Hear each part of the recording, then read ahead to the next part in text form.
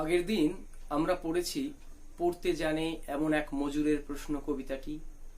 সেখানে আমরা দেখেছি শ্রমজীবী মানুষের শ্রম, নিষ্ঠা, শৌর্য এবং জীবন যন্ত্রণার কোনো কথাই ইতিহাসের পাতায় উঠে আসে না। তাদের সেই ইতিহাসহীনতা নিয়ে কবির আক্ষেপ এবং সর্বোপরি একজন শ্রমজীবী মানুষ সেই ইতিহাসহীনতা নিয়ে প্রশ্ন করছে। আমরা আজকে কবিতার প্রথম অংশে যাব। কে বানিয়েছিল 7 দরজাওয়ালা থিবস, বইয়ে লেখে রাজার নাম। আমরা আগের দিন যেমন দেখেছি যে তার ইতিহাসহীনতা নিয়ে প্রশ্ন, সেই প্রশ্নগুলোই যেন আবারও বারবার ঘুরে ফিরে এখানে আসছে এই প্রথম পাঠে। কে বানিয়েছিল 7 দরজাওয়ালা থিবস, বইয়ে লেখে রাজার নাম। অর্থাৎ কার নাম লেখা উচিত ছিল? রাজা তো নিশ্চয়ই থিবস বানায়নি। শ্রমিকদের সেই কঠিন কিনাঙ্ক হাতের তলেই এই প্রাসাদ নির্মিত হয়েছিল, এই স্থাপত্য নির্মিত হয়েছিল। তবে রাজার নাম সেখানে থাকবে কেন? সেই শ্রমিক যে পড়তে জানে তারই প্রশ্ন। রাজারা কি পাথর ঘাড়ে করে আনতো? নিশ্চয়ই না। রাজারা কখনোই পাথর ঘাড়ে করে আনতো না। আনতো সেই শ্রমজীবী মানুষ, যাদের জীবন যন্ত্রণা, যাদের পরিশ্রমের বিনিময়ে তৈরি হয়েছিল 7 দরজাওয়ালা থিবস। আর ব্যাবিলন এতবার গুঁড়ো হলো, কে আবার গড়ে তুললো এতবার? ব্যাবিলন বারবার ধ্বংসপ্রাপ্ত হয়েছে, আবার শ্রমজীবী মানুষেরাই গড়ে তুলেছেন সেই ব্যাবিলনের সুন্দর সভ্যতাকে। সোনা ঝকঝকে লিমা যারা বানিয়েছিল তারা থাকতো কোন বাসায়? অর্থাৎ লিমাও যারা বানিয়েছিল, এই বিষয়গুলো সম্পর্কে আমি তথ্যগুলো সম্পর্কে পরে আসছি। এই কবিতার মূল উদ্দেশ্যের প্রতি লক্ষ্যপাত করি।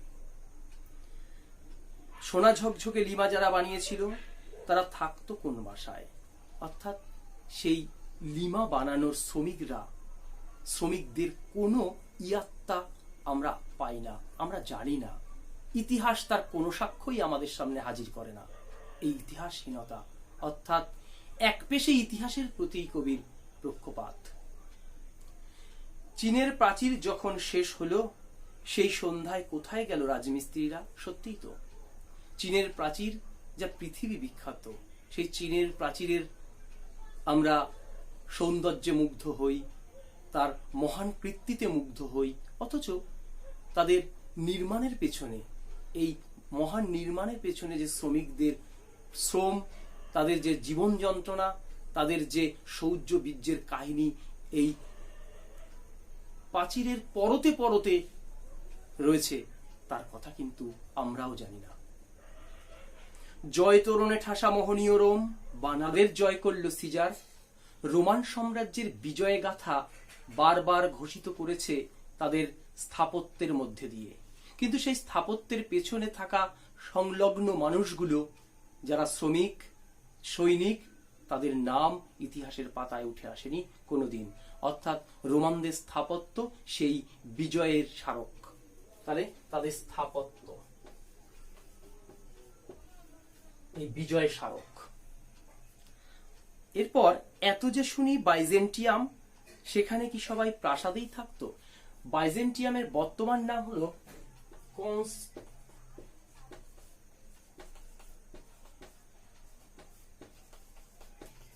কনস্টান্টিনোপল। সেই কনস্টান্টিনোপলের যে বিজয়, সেই কনস্টান্টিনোপলের মানুষদের যে শ্রমজীবী মানুষদের যে জীবন যন্ত্রণা, শ্রমজীবী মানুষদের যে শৌর্য, তাদের যে পরিশ্রম, সেই মানুষগুলোর কথা কিন্তু সেই বাইজেন্টিয়াম যখন বৃহৎ সাম্রাজ্যে পরিণত হয় সেখানে উঠে আসে না। এমনকি উপকথার আটলান্টিস, উপকথা হলো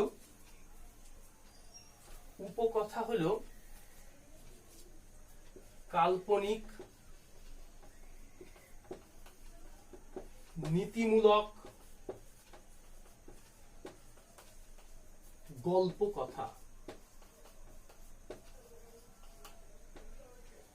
কাল্পনিক নীতিমূলক সেই গল্প কথা, সেই উপকথার আটলান্টিস হলো আটলান্টিক মহাসমুদ্রের একটি দ্বীপ। সেই আটলান্টিক সে জলের তলায় বিলীন হয়ে গেছিল।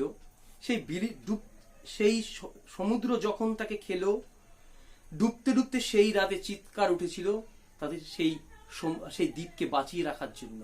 তখন কিন্তু রাজার নাম উঠে আসেনি, তাকে বাঁচানোর জন্য উঠে এসেছিল সেই সকল শ্রমজীবী মানুষের কথা, সেই সকল মানুষ যাদের হাতের টানেই এই সভ্যতার রথ সচল থাকে, সেই সকল মানুষের কথাই উঠে এসেছিল। তোমরা দেখবে আমরা পাচ্ছি থিবস, ব্যাবিলন, এগুলো সম্পর্কে আমরা আলোচনা করব, কিন্তু তার আগে আমরা এই কবিতার নাম সম্পর্কে একটু জেনে নিই। আমরা বাংলায় পাচ্ছি এই কবিতাটির নাম হলো পড়তে জানে এমন এক মজুরের প্রশ্ন। কিন্তু ব্রেখট যখন এই কবিতা লিখেছিলেন তখন এই কবিতা জার্মান ভাষায় লিখেছিলেন। আবারও বলছি, এই কবিতা জার্মান ভাষায় লিখেছিলেন। সালটা হচ্ছে 1935। এই 1935 সালে জার্মান ভাষায় ব্রেখট লিখেছিলেন ফ্রাগেন এইনেস লিসেন্ডেন আরবিটাস।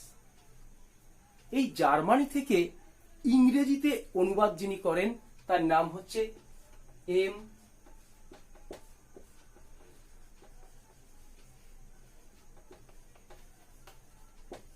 হামবার্গার। এই এম হামবার্গার তিনি ইংরেজিতে অনুবাদ করেন, নাম রাখেন question from a worker who reads.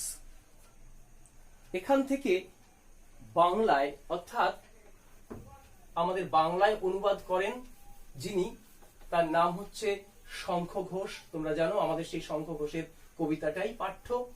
Shankha Ghosh যখন এটির অনুবাদ করেন তখন তার শ্রেষ্ঠ কবিতার মধ্যে কতগুলো কবিতাকে নিয়ে একটি নাম দেওয়া হয় শিকড়ের ডানা। শ্রেষ্ঠ কবিতার মধ্যে একটি অংশের নাম শিকড়ের ডানা। এই শিকড়ের ডানায় কতগুলি কবিতা ছিল, সেই শিকড়ের ডানার মধ্যে একটি কবিতা ছিল পড়তে জানে এমন এক মজুরের প্রশ্ন। এখন এই শিকড়ের ডানা বা শ্রেষ্ঠ কবিতা প্রকাশিত হয় 1970-এ। 1970-এ শঙ্খ ঘোষ প্রকাশিত হয়। শঙ্খ ঘোষের প্রকাশিত হয় শ্রেষ্ঠ কবিতা বা শ্রেষ্ঠ কবিতা প্রকাশিত হয় 1970-এ। কিন্তু এর পরবর্তীতে তিনি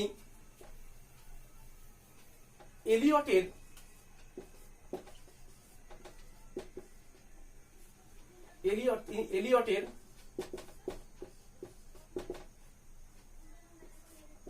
দি ড্রাই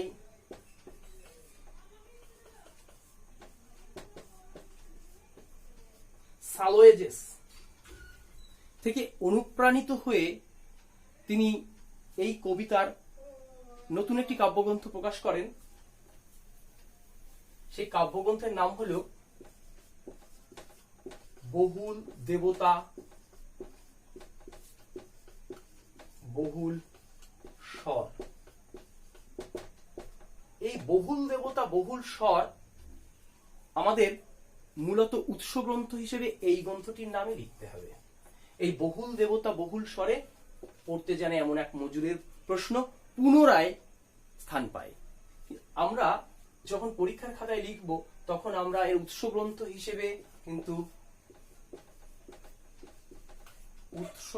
হিসেবে আমরা এই বহুল দেবতা বহুল স্বরকেই রাখব।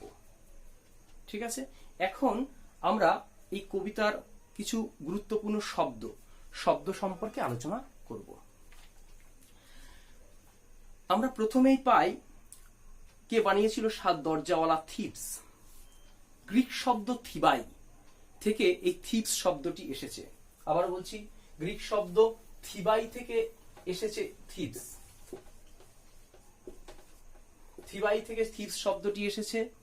এই থিবস নীল নদের দক্ষিণে প্রাচীন ইজিপ্টের একটি বিখ্যাত শহর ছিল থিবস, 7 দরজাওয়ালা থিবস। এই শহরের 7টি প্রবেশপথ ছিল এবং সেই 7টি প্রবেশপথে 7টি দরজা ছিল। সেই 7 দরজাওয়ালা থিবস এ থেকেই নামকরণ। এখন এটি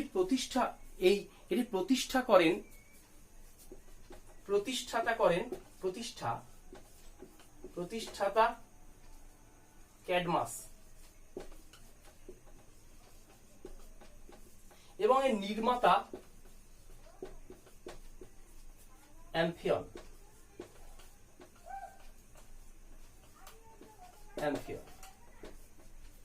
ঠিক আছে। এরপর আমরা পাই অপর আরেকটি শব্দ, শব্দটি হলো পাই হচ্ছে ব্যাবিলন।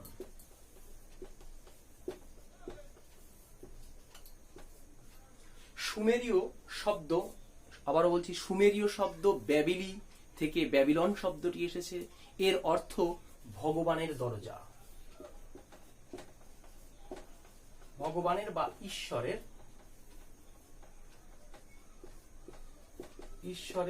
দরজা। ইরাকের ইউফ্রেটিস নদীর তীরে অবস্থিত ব্যাবিলনিয়ার রাজধানী ব্যাবিলন। এইখানে খ্রিস্টপূর্ব 600 অব্দে রাজা ছিলেন নেবুকাডনেজার। তিনি তার সাম্রাজ্যের জন্য একটি ঝুলন্ত উদ্যান তৈরি করেন। এই উদ্যানটি তৈরি করতে শ্রমিক লেগেছিল 4000 এবং এই উদ্যানটি তৈরি করতে শ্রমিক লেগেছিল 4000 এবং এটি 80 ফিট উচ্চতায় অবস্থিত ছিল। এই অসীম সুন্দর উদ্যানটি পারস্য সম্রাট সাইরাস 514 খ্রিস্টপূর্ব অব্দে ধ্বংস করে দেয়। সেই ব্যাবিলন অসাধারণ সৌন্দর্যের একটি নিদর্শন। অবশ্যই সেটি সাধারণ মানুষ, সাধারণ শ্রমিকরাই তৈরি করেছিল। এরপর আমরা পাই লিমা।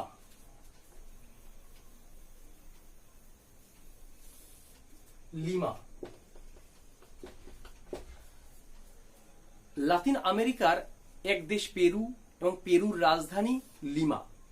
এই লিমা চিলন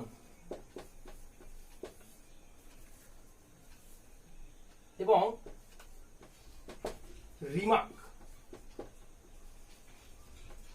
রিমাক উপত্যকায় অবস্থিত, উপত্যকায় লুরিন নদীর তীরে অবস্থিত। চিলন এবং রিমাক উপত্যকায় লুরিন নদীর তীরে অবস্থিত। এই লিমা বারবার জলদস্যু, কখনো ভূমিকম্পে ধ্বংসপ্রাপ্ত হয়েছে, কিন্তু শ্রমিকরা তাদের নিষ্ঠা, তাদের শ্রম দিয়ে বারবার তাকে গড়ে তুলেছে। এখানকার আন্দিজ এলাকার সোনা ও রূপোর খনি কিন্তু ভুবন বিদিত। আমরা কবিতার মূল উদ্দেশ্য সম্পর্কে অবগত হয়েছি। আমরা এই কবিতার যে মূল উদ্দেশ্য অর্থাৎ শ্রমজীবী মানুষদের ইতিহাসহীনতা, অর্থাৎ শ্রমজীবী মানুষদের যেন ধনতান্ত্রিক সভ্যতা তাদের সরিয়ে রাখে সমাজের মূল স্রোত থেকে, সে তা নিয়ে আমরা এতক্ষণ বা এই 2 দিনের আলোচনায় বুঝতে পেরেছি।